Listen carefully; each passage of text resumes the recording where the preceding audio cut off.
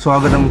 ദേശീയപാത നവീകരണത്തിന്റെ ഭാഗമായി കുമ്പളയിൽ toll booth നിർമ്മിക്കാനുള്ള നീക്കത്തിനെതിരെ പ്രതിഷേധ ജ്വാല തീർത്ത് നടത്തിയ നൈറ്റ് മാർച്ച് താക്കീതായി മാറി. ടോൾ ഗേറ്റ് സ്ഥാപിക്കാനുള്ള നീക്കം ഉപേക്ഷിക്കണമെന്ന ആവശ്യത്തിൽ സമരം ശക്തമാക്കുകയാണ് ആക്ഷൻ കമ്മിറ്റി.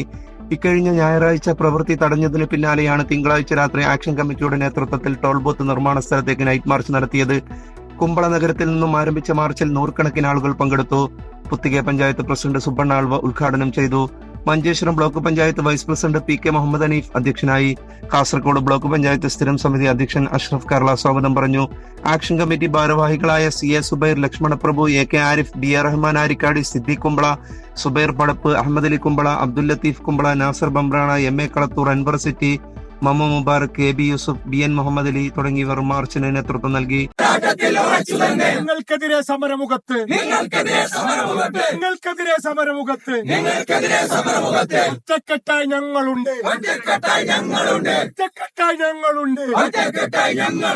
ഓർത്ത് കളിച്ചോളൂ.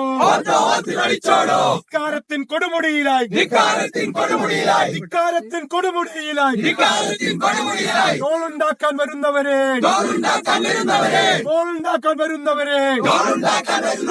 നിങ്ങളറിയും അനുഭവിക്കും.